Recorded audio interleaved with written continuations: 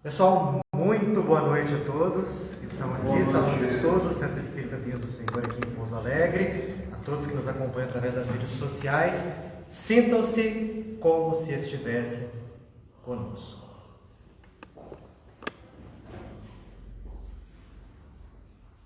De início, antes de nós reiniciarmos o estudo de hoje, é imprescindível façamos aqueles momentos de interiorização.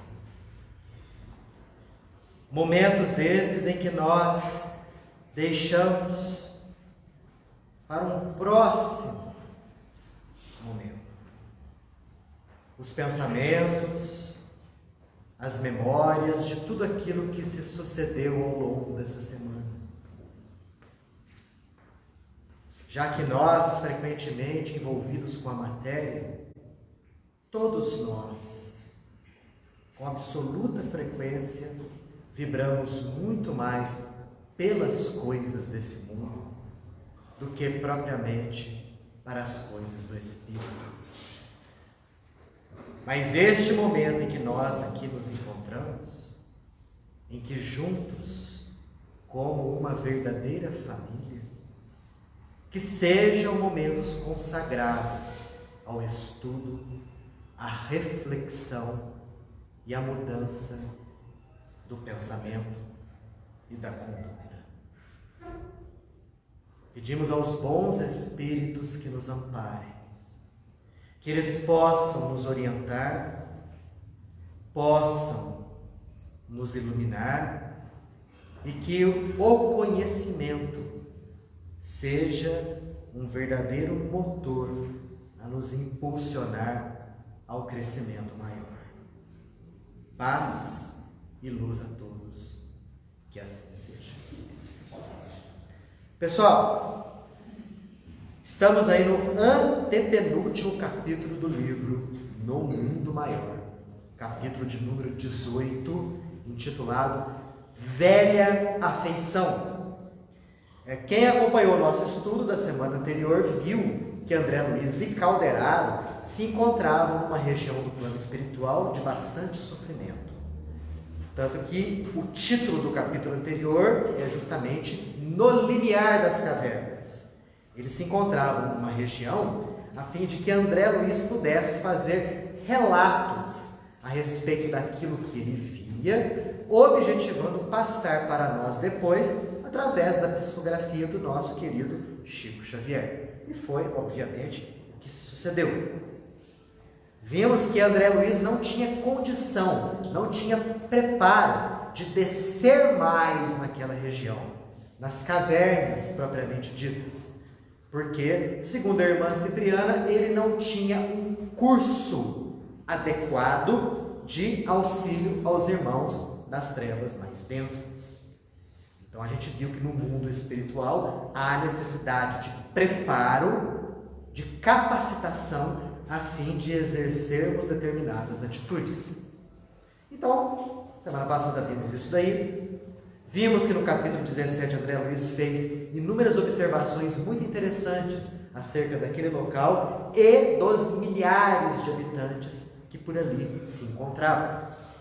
No capítulo 18, eles permanecem nesse local, vão andando, ele e o instrutor dele, Calderaro, até que eles se deparam com um grupo de anciões, de indivíduos que, segundo André Luiz, esfarrapados, esqueléticos e trazendo nas mãos uma quantidade considerável de lodo. Lodo? Sim, lodo, lama, que de vez em quando eles levavam ao peito. Ansiosos, aflitos e extremamente medrosos, com medo de perderem aquela lama que eles estavam carregando. Cochichavam entre si, desconfiados, olhavam de um lado, olhavam para o outro. De vez em quando algum fazia menção de correr, mas não corria. Ficavam naquele local ali e conversavam a respeito da necessidade de voltarem para suas casas, voltarem para os seus negócios, mas eles não podiam abandonar a incalculável riqueza que eles haviam encontrado naquele local. A riqueza deles era aquela lama, que eles olhavam e enxergavam como sendo ouro, numa verdadeira alucinação. Então, essa é a situação desse grupo de anciãos. André Luiz relata isso aqui pra gente, observando aquela cena.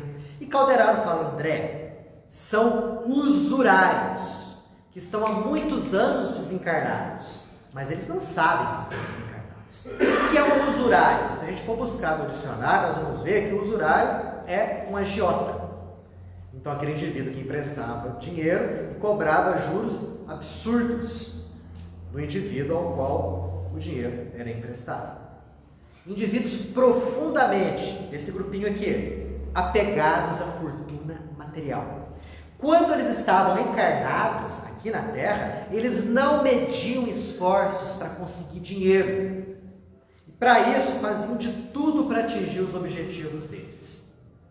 Enganavam, trapaceavam, menosprezavam direitos alheios, armavam ciladas, enfim, faziam de tudo para poder sugar a economia das pessoas que a eles chegavam.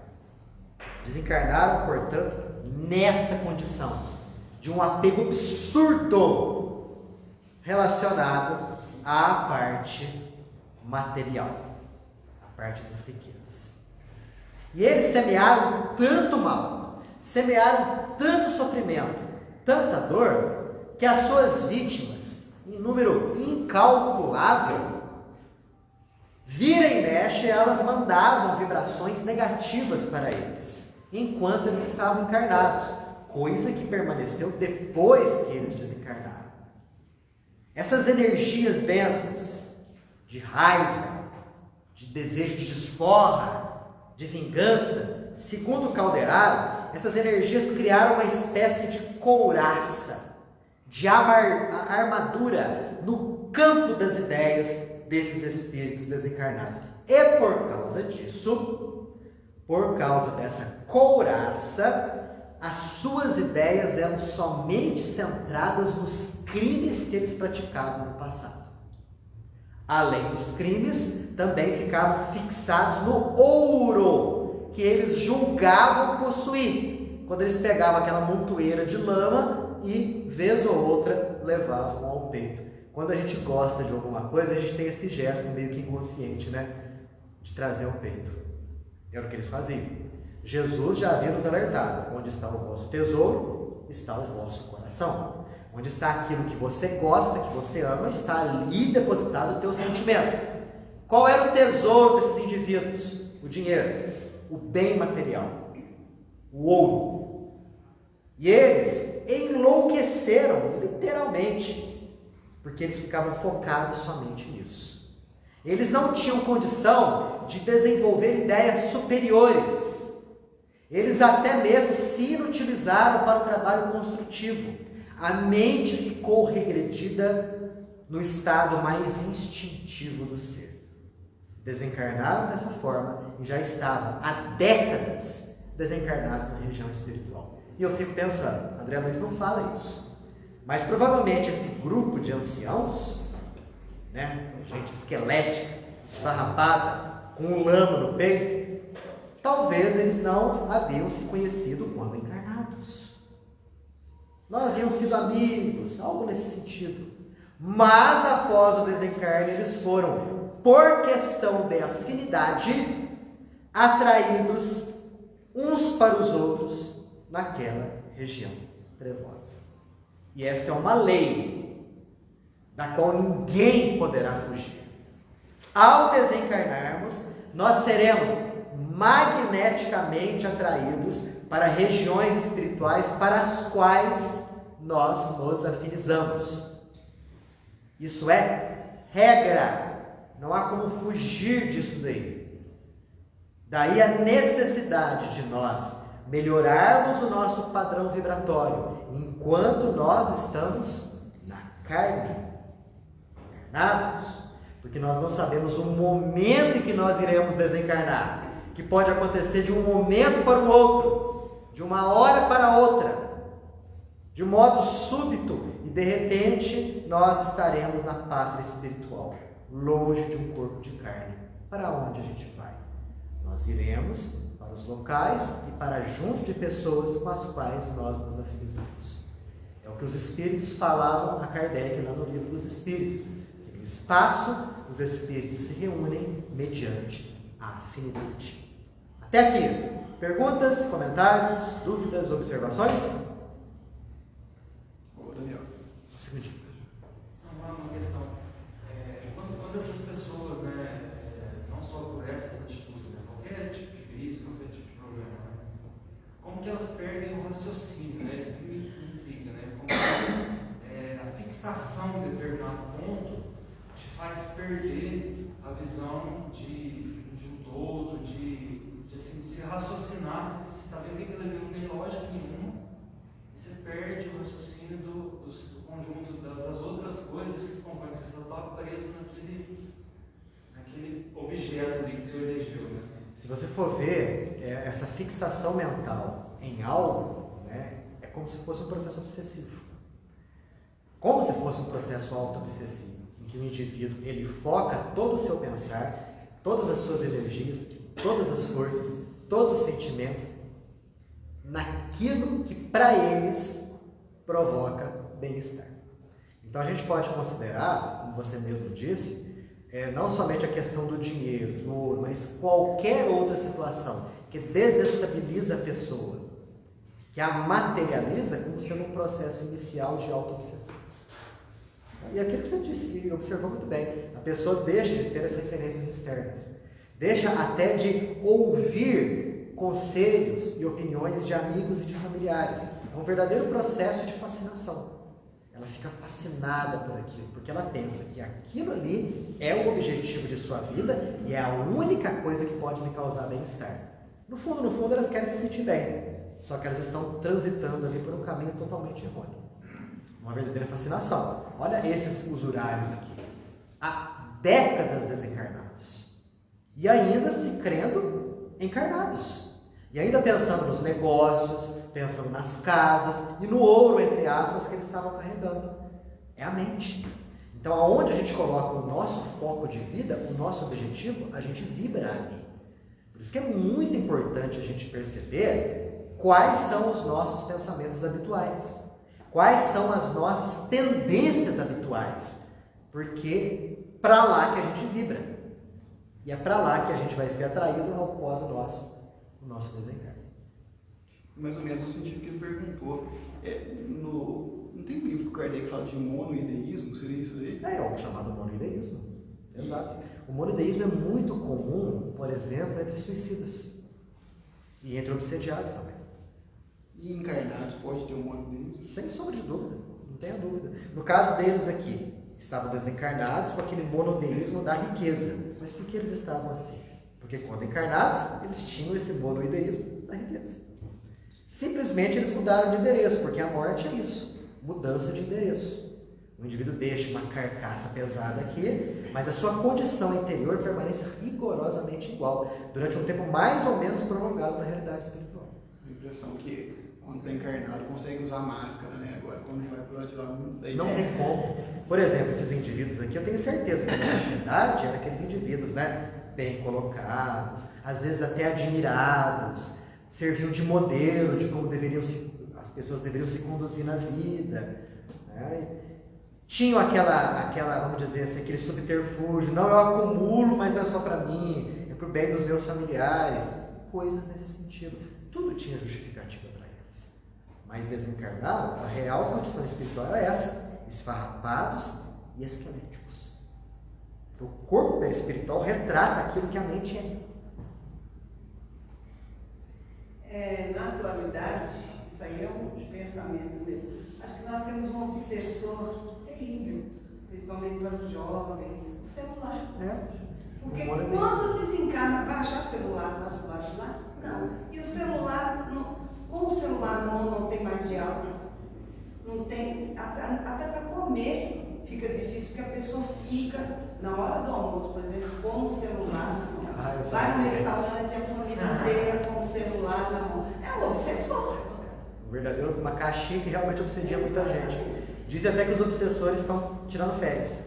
Eles não precisam mais. Chega na casa do sujeito, já está com o celular ali. Não, você vai falar com a pessoa assim, olha, tá demais o celular. Não acredito. Não, eu pego de vez em quando, não tiro os olhos do... E vive, realmente se torna um verdadeiro vício. Torna-se um verdadeiro vício, não tenha dúvida não. Tudo aquilo que afasta o indivíduo do caminho do equilíbrio, do caminho da normalidade, tem que ser visto com bastante cuidado a fim de que o indivíduo não se perverta para os caminhos da loucura, da alienação da realidade. Certo? Bom, então tá lá André Luiz com o Calderaro, observando aquele grupo de velhinhos e tal, quando eles escutam um daqueles anciãos perguntar: meus amigos, ele perguntando para os outros lá, será que nós não estamos vivendo aqui um pesadelo? Olha só quanto tempo que a gente está aqui nessa região. Será que isso aqui não é uma espécie de loucura? Será que nós não enlouquecemos? Um deles começou a se questionar, né, perguntando para os outros.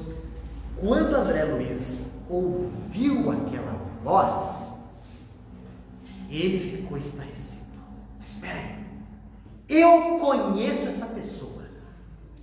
E olhou naquele ancião. Ué, mas parece meu avô Cláudio. Aí ele começou a se lembrar. Ele, André Luiz. Quem era o avô Cláudio? Era o avô paterno de André Luiz. Um indivíduo ruim para com os outros. De trato ruim para com o semelhante. Uma verdadeira geleira. André Luiz fala isso nas relações interpessoais. Mas tinha uma enorme afeição para o André Luiz, ainda petitinho, criança, desde quando era pequeno. Aliás, ele só se acalmava das suas crises nervosas quando André Luiz, petitinho, chegava perto dele. Ele, como que enriqueceu? Fez fortuna, cobrando juros absurdos de pessoas às quais ele emprestava dinheiro. Nos últimos tempos, de encarnado, ficou meio enlouquecido. Via ladrões por toda parte. E o pai de André Luiz, que era filho de Cláudio, levou-o para casa a fim de que em casa pudessem cuidar dele e ele viver ali os últimos momentos. E a mãe de André Luiz cuidou dele com desvelo até o desencarne. E André Luiz se lembrou, inclusive, do velório, né? Ele estava estudando na escola, de repente foi chamado em casa, o avô havia desencarnado. E ele relata aqui que ele lembrou do caixão, do avô no caixão, com as mãos em garra na região do coração, como se quisesse reter alguma coisa. E os olhos esbugalhados não conseguiram fechar os olhos do cadáver. E os olhos com uma expressão de horror, como se estivesse vendo coisas terríveis que ninguém estivesse vendo. Então, mais ou menos aí é a história do avô Cláudio, que André Luiz aqui arremata dizendo que deixou um patrimônio enorme que os parentes depois trataram por dissipar. Quase sempre é assim.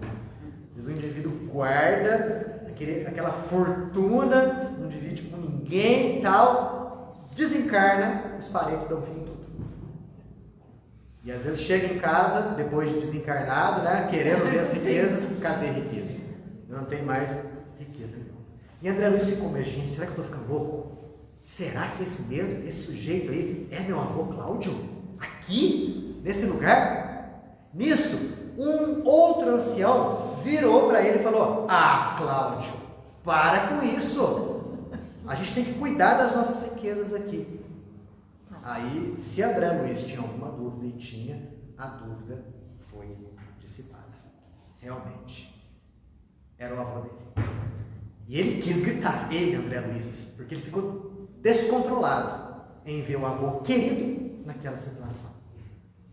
Calderaro percebeu, falou assim: André, já entendi tudo. Não sei se vocês estão lembrados, mas no capítulo anterior, quando a irmã Cipriana falou assim: André, você não vai poder ir para as cavernas, você vai ficar no limiar. ali, fazendo observações. Se o instrutor Eusébio falou para você ir para lá, é porque tem alguma tarefa para você desempenhar. Agora todo mundo sabe qual que é a tarefa dele. Ajudar o vô, né? Que estava lá sofrendo há mais de 40 anos naquela região. Fico imaginando como que o instrutor Eusébio enxergou que André Luiz iria lá encontrar o avô que já estava prestes a ser resgatado. Nisso, Calderaro falou, ele, André, já começa a manifestar sinais de lucidez, já está acordando desse pesadelo, vamos ajudá-lo. E Calderaro fez uma série de passes na região visual de Cláudio, avô de André Luiz.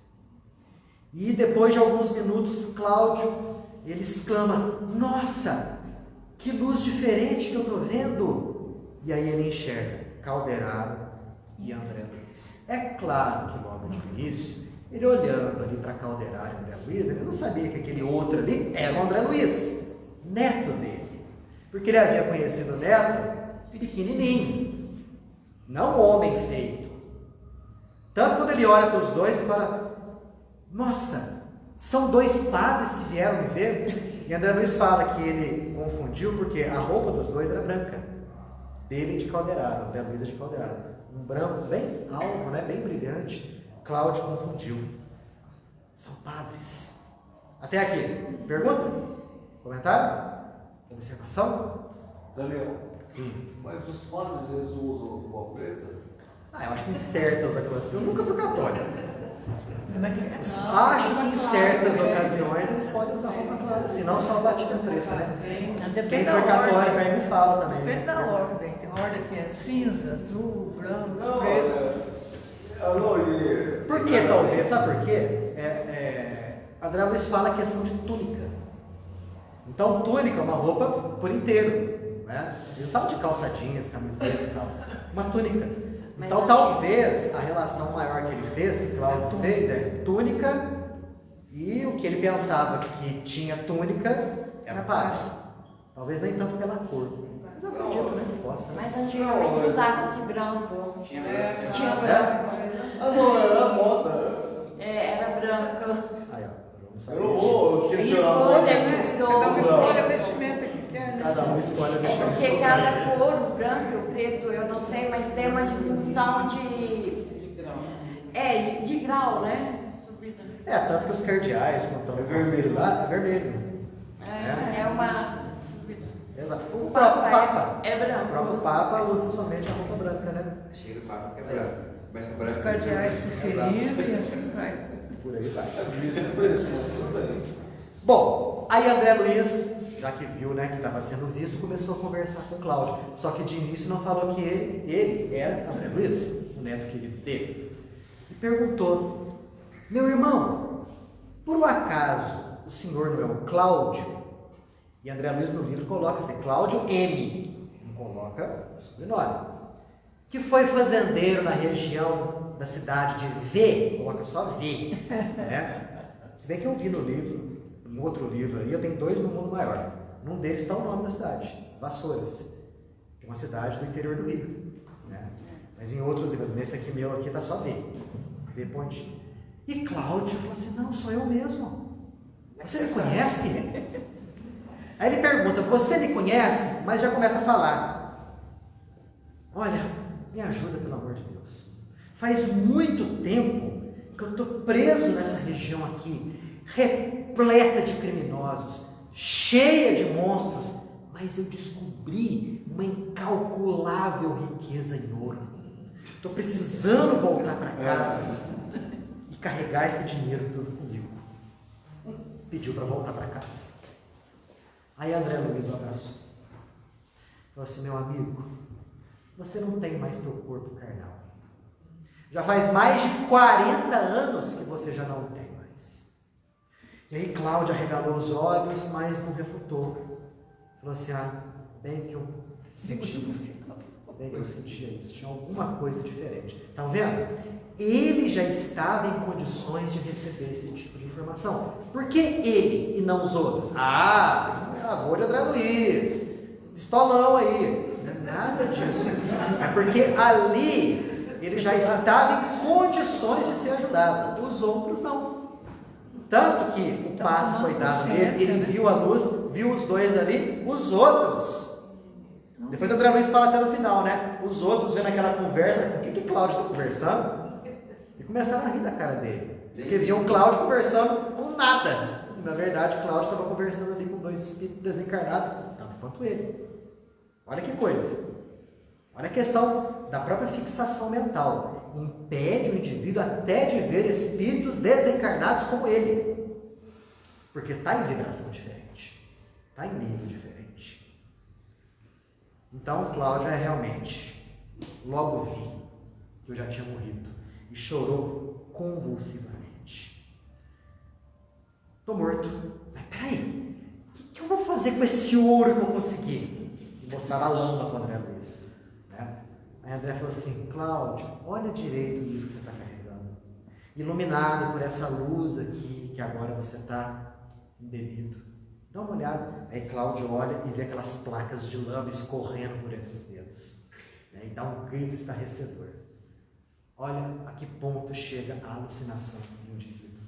De ver ouro em lama, em lodo. E aí, né, ele chora, continua a chorar e fala: será que isso é um castigo por aquilo que eu fiz com a Ismênia? André Luiz não conheceu Ismênia e perguntou: quem é essa mulher? Quem é essa Ismênia? E aí Cláudio fala: quando eu era jovem, isso palavras do Cláudio, quando eu era jovem, antes de morrer, meu pai levou para casa uma moça, fruto de uma união irregular dele, fora do casamento. Era filha dele, não filha dele com a mulher dele. Aí ele desencarnou. A mãe de Cláudio cuidou da moça como se fosse uma verdadeira filha. Só que a mãe desencarnou. Ficaram só Cláudio e Ismênia. O que Cláudio fez? Tratou de provar logo que aquela mulher lá não era consanguínea dele, coisíssima nenhuma, a expulsou de casa, a relegou à miséria, ao abandono e ficou com a fortuna do pai toda para ele. Fortuna que ele multiplicou. E depois de relatar isso para André Luiz, ele olha para as próprias mãos e fala: multipliquei minha riqueza. Mas e agora? Olha que frase curta, mas contundente. E agora?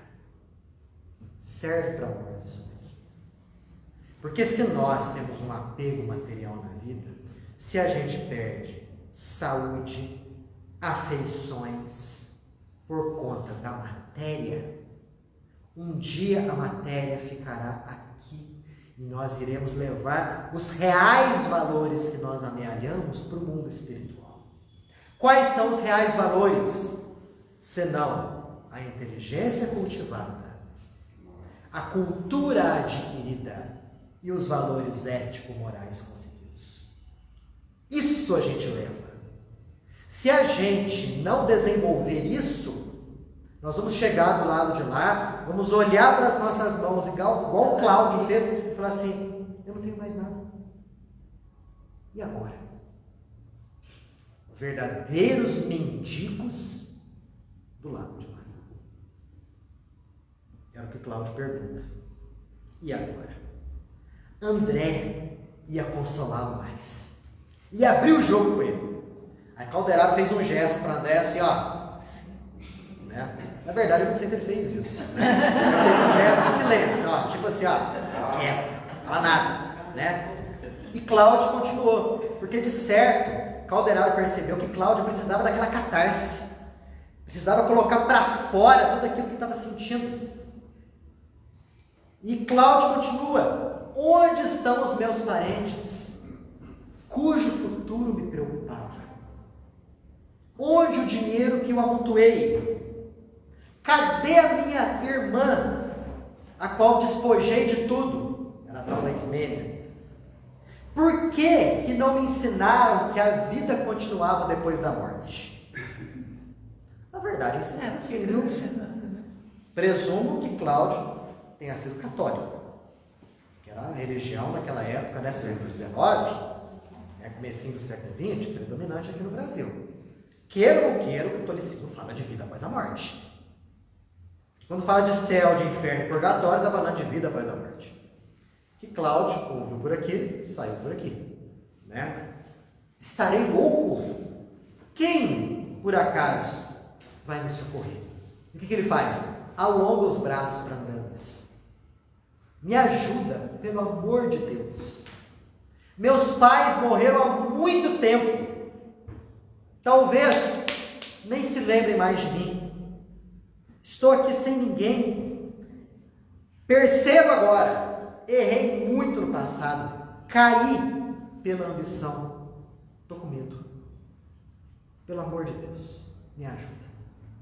Do meu passado todo, somente uma pessoa poderia recordar de mim e me ajudar. O meu neto André Luiz. Gente, que coisa, não? Olha como que funciona a lei da sintonia, a lei das afinidades. André Luiz estava num umbral, uma região qualquer, talvez acima do Rio de Janeiro, né? Uma planície lodosa, cheia de nevoeiro, com milhares de pessoas enlouquecidas ao redor, e de repente ele é dirigido a um lugar, meio que ao acaso, e se encontra com o avô, desencarnado há quase meio século. Acaso? O que a gente aprende do Espiritismo? Que o acaso não existe. O que existe ali é atração magnética. O instrutor Eusébio lá atrás enxergou o André Luiz vai para aquela região, o avô dele está lá, ele vai se encontrar com o avô. Porque o avô está lá na beirinha para ser ajudado. E foi o que aconteceu. E aí ele começa a falar de André Luiz. Meu neto André era a luz dos meus olhos. Eu só me acalmava dos meus pensamentos aflitivos quando ele estava perto de mim. E eu, em várias ocasiões, manifestei o desejo dele se tornar médico. E até reservei uma quantidade considerável da minha fortuna para isso acontecer. E era uma forma até, Cláudio continua, de eu me sentir um pouco mais pacificado por aquilo que eu fiz com a minha irmã. Até mesmo uma maneira de usar bem o meu dinheiro, que eu reconheço, não fiz bom uso. Mas o meu neto André Luiz não. Ele ia usar o meu dinheiro, ia se tornar médico, ia ajudar as pessoas, ia ser o médico dos pobres, dos desafortunados. Meu neto iria ser belo, querido, respeitado. André Luiz ia ter pensado, né? Não fiz nada disso. Vocês lembram que André Luiz, lá em nosso lar, passou 8 anos em região gralina justamente porque foi um indivíduo egoísta. Que errou bastante, embora tenha ajudado uma ou outra pessoa, né? No geralzão lá, não foi, exerceu muito bem. Ele reconhece isso daqui a pouquinho nesse capítulo, né? Ele chega até a comentar a respeito disso. E depois de Cláudio falar isso, ele virou para André Luiz, que ele não sabia que era André Luiz ainda. Pelo amor de Deus, tratem de encontrar meu neto. Ele precisa saber que eu estou aqui. Eu mereço ficar aqui. Eu sei que eu mereço ficar aqui. Não sair daqui nunca mais. Mas o meu neto precisa saber que eu me encontro nessa região. Porque ele vai se lembrar de mim. Ele vai fazer uma prece. Pergunto para vocês, se vocês fossem André Luiz, ouvindo tudo isso, o que vocês fariam? Daria um abraço dele.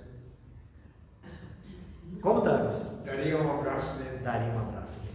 Quem mais? E revelaria também, né? Daria um abraço. Revelaria. E foi o que o André Luiz fez. O André Luiz não se aguentou, né? Rompeu no choro convulsivo. E ele até fala, se ele estivesse numa região superior, com espíritos superiores ao redor dele, a energia do local o seguraria. ele teria o equilíbrio necessário para saber como agir de uma maneira mais equilibrada, mas ele não estava numa região superior. Não tinha espíritos superiores ao redor dele, era ele e o avô ali. E ele se lembrou do avô lhe acariciando os cabelos. E ele se lembrou do próprio pai, falando: olha, o teu avô quer que você torne médico, que você vire médico. E aí André Luiz olhou para Calderaro naquele olhar suplicante, e Calderaro: Vai. vai. E aí, André, percebendo a extensão do débito que ele tinha para com o avô, porque ele se tornou médico por causa dele, embora não foi um bom médico, mas se tornou, ele regrediu a sua infância. Aqui ele não fala claramente, mas ele fala: tornando mentalmente a minha infância, senti-me novamente um menino. Então, o que eu imagino que deve ter acontecido naquele momento? Ele, fixando o seu pensar na forma infantil, ele reduziu o seu tamanho, de homem feito que era, para menino. E falou: vovô Cláudio, o senhor não me reconhece mais? E lançou-se aos braços do avô, que estarrecido, viu aquela cena toda. E André Luiz se ajoelhou e beijou as mãos do avô. E ali não existia mais estudo a ser feito. Não existia observação nenhuma a ser feita mais naquela região. Era ele e o avô querido. Ele termina esse capítulo dizendo que, amparado por Calderaro, com o avô nos braços, ele o conduzia para fora daquela região, como se fosse um abençoado fardo que ele estava carregando junto do coração. Fala a verdade. Bonito, não? Não é mesmo? Mesmo um indivíduo desse, mesmo uma pessoa que havia semeado tanto mal, tanto sofrimento, tanto pensamento negativo, de ódio, de vingança, de rancor para cima dele, existiu um momento em que uma afeição do passado, que havia sido beneficiada por ele, chegou e o resgatou. Não é à toa que Chico costumava dizer que o bem que você fizer em algum momento vai ser o teu advogado em qualquer lugar, em qualquer parte. Comentários? Sim. Isso seria Carlos Chagas?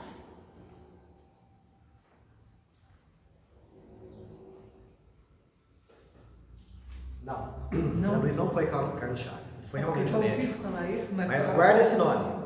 Ele foi Faustino Esposel. Já ouviram falar? Não. Também nunca havia ouvido falar de Faustino Esposel. Mas foi feito um estudo, né? E esse estudo foi feito através de uma pesquisa, e diz que o próprio Chico Xavier confirmou isso daí.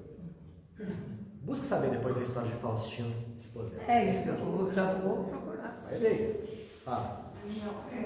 Pensando aqui, vamos dizer, quando fala do nosso desencarne, o período que a gente passa, né, pós-desencarne, de alucinação, né, desse desequilíbrio. Então, tudo vai depender, a gente vê realmente de como você viveu, como está a sua consciência, a sua moral, porque isso, vamos dizer, em certas pessoas pode ser muito rápido, de ter e nesse caso, né, de durar 40 anos. Sim. Essa alucinação. É a chamada perturbação. Kardec explica isso no livro Céu e Inferno, que é o estudo próximo que a gente vai fazer. Que essa fase de perturbação, que é a fase que se segue o desencarne, vai ter uma duração mais ou menos prolongada, justamente vinculada à questão ética moral da pessoa, porque a pessoa fez aquilo enquanto estava encarnada. Então Cláudio ficou quase 50 anos do lado de lá, pensando que ainda estava encarnado, que estava preso num local cheio de criminoso e de monstro, e que tinha descoberto uma quantidade incalculável de ouro. Né? É a perturbação. Só depois de muito sofrer, em que ele começou a perceber que algo esquisito estava acontecendo. Eu acho que ali houve um resgate de dois. Até mesmo dele, mesmo tendo a luz, enfim, já um grau superior, o vô ali fez ele tornar a infância e rever o médico que ele foi, quem ele foi. Então eu acho que ali foi um resgate dos dois, do avô e o dele, e que o amor independente de vida, quando há ligação do amor verdadeiro, ele salva. Exato. Aonde estiver, né? Aonde estiver. É como a outra história que você disse, entre a mãe e o filho, ele a ligação, né? É aquele cordão que existe que... Eu não sei. Eu não sei aonde que eu li isso. Eu não sei aonde que eu li isso. Mas dizem que os umbrais estariam mais cheios, né? Se não fosse o amor de mãe. O amor de mãe transcende a tudo. E o filho pode estar numa situação tenebrosa. Mas é que o avô, na verdade, amou ele como um filho. Amou ele como um filho. Que é, na verdade, todo mundo diz, tanto né? Que o amor a própria mãe de André é Luiz maior. a própria mãe de André Luiz fala aqui, né, que ele era de trato difícil com os outros. André Luiz relata o que a mãe falava. O avô não se dava bem com ninguém. Aquele indivíduo ruim, né? Mas quando André Luiz chegava perto dele, ele se modificava. Então dá pra gente perceber o quê? Que a relação entre os dois não começou ali. É um passado. É passado, é isso. É essa ligação que foi porque ele percebeu e conheceu a voz dele. Porque por ser criança, se não houvesse uma ligação, não haveria nada. Eu fiquei imaginando isso. Vamos supor que o avô Cláudio ali desse a mínima para o André Luiz. E não houvesse nenhum sentimento por parte de André Luiz. Talvez André Luiz o resgataria, não tenho dúvida, e exercer ali a função de caridade. Isso. Mas sem aquele sentimento intenso envolvido, que é o que a gente viu aqui. Essa ligação foi a ligação que, na verdade, eu creio que foi aonde o avô, por um momento, teve a lucidez, que falou e que ele ouviu a voz do avô. E até mesmo vibratoriamente falando, né? Por que será que o avô começou a falar de André Luiz? Exatamente. Sem saber que o André Luiz estava na frente dele. É a questão vibratória. A questão inconscientemente ele sentiu ali a presença do avô. Tem uma frase na Bíblia, no Evangelho, que fala assim: resgatarei os teus pecados através de teus filhos e filhos de teus filhos, até a terceira e a quarta geração. Ela encaixaria nesse caso? É uma frase assim, quando foi feita a tradução do hebraico para o grego, a tradução foi feita errada. Né? Porque a questão não é o até foi traduzido errado, é na. Você vai resgatar o pecado, né, do seu avô, do seu bisavô, não até a terceira geração ou quarta geração, mas na terceira geração ou quarta geração. Porque se você colocar o até nessa frase, vai pensar o seguinte: eu erro, o meu filho paga por isso, o meu neto vai pagar por isso, o meu bisneto vai pagar por isso. Coisa terrível. Deus dá a cada um segundo as suas obras. Isso quando você considera o até nessa frase.